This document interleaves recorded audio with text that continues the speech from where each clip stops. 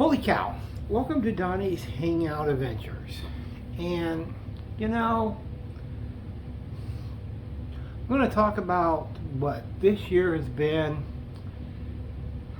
on a personal level. This has been one of the hardest years I've ever encountered. I always thought 2020 was.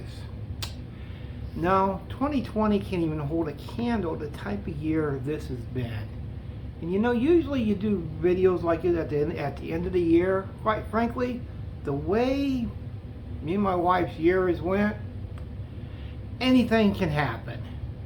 That's the way this year has been. It's been one thing after another. I remember the year started good, but then when my SSDI was cut off, and I'm still trying to get back on SSI, but that there's a whole other story in and of itself.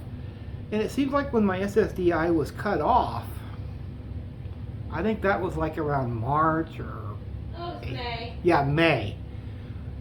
And May, that's when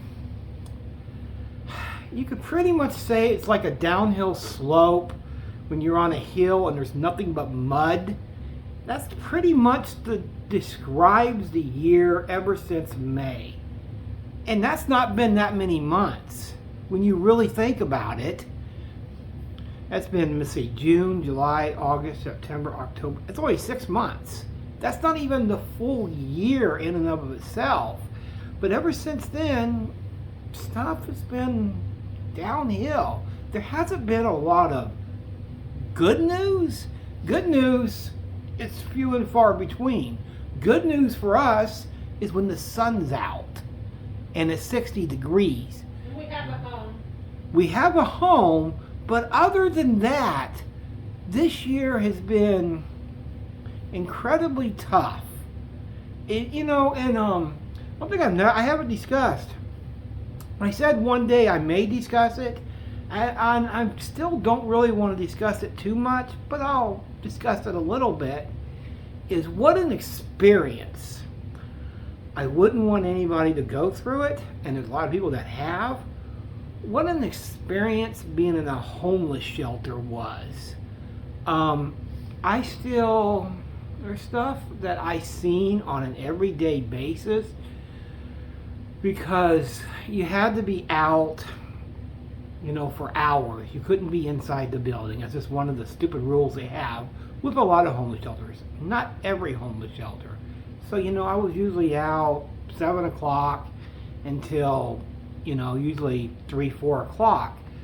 So I would see a lot of stuff that I still don't talk about. I've seen the worst of humanity, and let me tell you, there is a lot of worst of humanity. The one thing I really noticed when I was out, that there's a lot of businesses downtown Des Moines, and I even mentioned this on a video one time I was doing outdoors. I'm pretty sure I did. There's a lot of businessmen, they're higher ups and businesses, and they're wearing suits, and they drive nice cars, and you can see homeless people right on the side of the building. They don't pay no attention to it. They just go on with their everyday lives like it's nothing. Like they don't even see homeless shelter. They don't even see homeless people hanging around there. They pay absolutely no attention to it. And a lot of the people that are in homeless shelters can't help it. Then there's that other side, the other dark side that I saw. Drugs. Yeah. I remember one night, something I haven't discussed. Remember one night, sitting there, it was like around 6, 7 o'clock at night. They brought some woman who was probably in her 20s. It looked like at one time she was a really good looking woman. But meth overtook her. And I remember I was sitting there and her hands were just shaking like a leaf. She was having a withdrawal. Now, why they brought her to the homeless shelter is beyond me. But I guess the rehabs in Des Moines were completely filled up. So they thought they would bring her to the homeless shelter But they're not they didn't go to school for that. So there was nobody in the homeless shelter of the workers. They didn't know how to deal with that. And she just sitting there and she just having the shake, she's having her withdrawals. And she was there for probably a couple or 3 days. And I'll get into the sad part of this. That's sad enough, but she was there for a couple of 3 days. She tried to even escape once or twice. Why, I don't know. Why you want to try to escape? All you have to do is walk out the door. That's all you have to do. And the alarm would go off because she was trying to escape late at night. One day I came back, she wasn't there. Don't know what really happened. I don't know if she eventually got into a rehab center or if she ended up, running away and getting some drugs and overdosing. I don't know. That's some of the stuff you would see in homeless shelters. The homeless shelter I was at, it was pretty, I never detailed where it was at. It was pretty close to the downtown area. So you'd get, and then the area that it was at was pretty shady in and of itself.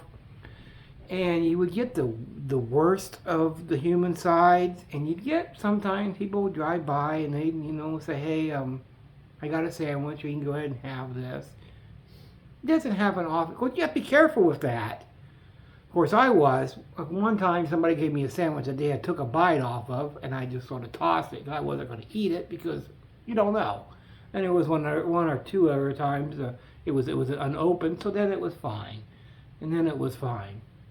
I wasn't there long, about 3 weeks, 2 or 3 weeks.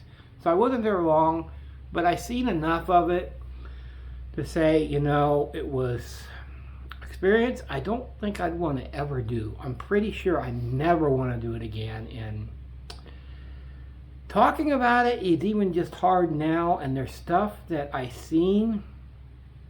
I never repeated even to my wife. There's stuff I've never have even told her. I mean, there's stuff I just can't. I can't bring myself to talk about it because it's some of the worst things I've ever seen in my life. And,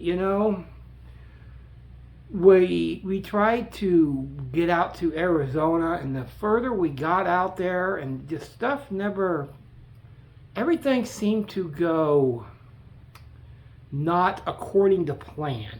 It seems like that's the way this year has been. And we ended up coming back, and that's a whole other story there. And then we got back here, and it wasn't very long. It wasn't very long we were back here when my dad, he ended up dying. And then about a month later, Mom ended up having her stroke, and massive stroke. And then there's the brother situation. You know what? I've talked about that endlessly. I could even talk about more of it if I wanted to. And I just wish brother hadn't flipped his lid, because he has literally flipped his lid in and of itself. I don't know why he's on this narcissist power trip he's on, because it clearly is. The only thing he's concerned about, he's not concerned about Mom. That's not his concern. Does he love Mom? That's up for debate. 75% of me says no. I just don't see him actually loving Mom. It's not even about love with Mom with him. If it was love, why doesn't he tell her all that money he spent? Exactly. Admit it.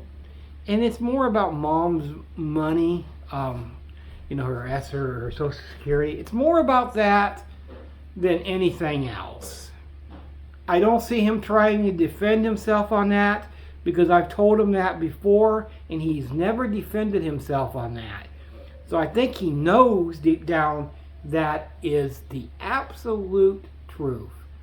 Right now, I don't know where I stand with the nursing home. Right now, I don't know where I stand because Mom's wish was not to ever see me or my wife again. So I'm doing that wish.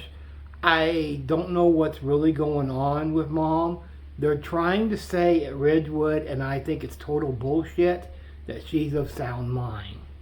There's no way she is of If sound she's a mind. sound mind, like everyone we've talked to said, why does the state have to be over her? Exactly. If anyone can give any clarification of that, we'd appreciate it. I wish they would, but they won't. And just like I was saying towards the beginning of the video, I've seen the worst of mankind. I've seen the worst of mankind, and I'm continuing to see it with Ridgewood even. I'm continuing to see it with there, and that includes my brother. He, or my former brother, the hovering bat, he is the worst of mankind. He really is. He's out for himself and doesn't care about anybody else. It's just what he wants. He doesn't care about anybody else. That's the sad part. That's what I saw at the homeless shelter. I saw a lot of that. People were looking out only for themselves. I've seen the same thing with my brother.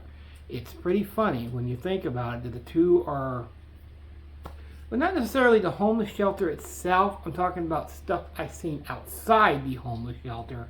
A lot of people looking out only for themselves, didn't care about anybody else.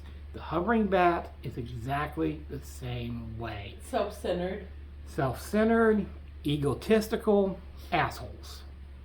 That's pretty much what it boils down to.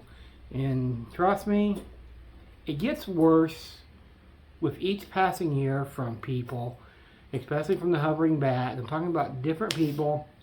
They don't really look out. They don't really try to help people.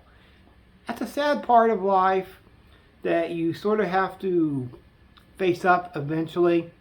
That you know that people don't like to help other people in times of need, in time of crisis. It's even worse when it's in your own family. When it's in your own family, they don't seem to care. He should be focused on your mom getting better and wanting what's best for her. That should be the focus. It's just like when I was in a homeless shelter and they would tell people focus on yourselves to try to make your situation better. Of course, Roberta needs to be able to do that, your mom. Mom needs to be able to do that, but she can't at this Yeah, point. he's out there all the time. The hovering bat's out there way, way too much. You know what? I'm gonna do something I don't do. I'm gonna do something I don't do. I'm gonna tell everybody the hovering bat's name. Whatever you do, do not help him. Because I'm sure at this point his place is full of roaches. I wouldn't be surprised if it's full of mice, flies, and whatever else. Whatever you do, don't help him. Plus, he'll take advantage of it. His Facebook name, I don't do this, but I feel like people need to be warned. His Facebook name is confusing. It just depends what he feels like going by on a certain day. Sometimes his name is Sean Dane. Other times his name is Sean Dane Brockup. You can't miss him. He's really big, probably too big. He needs to quit smoking. He has COPD really bad. He's overweight by 150 pounds. So whatever you do, do not help him at all. He will just use you, and when he's done using you, he's going to throw you to the curb like trash. Like he did you, his own brother. Like he did me. So don't help him. Don't help That's him why at we all. don't live with him. Trust me on this. Trust us on this. Just go on with your day and actually help somebody Who will appreciate it. who will appreciate it. You know what? That's all, folks.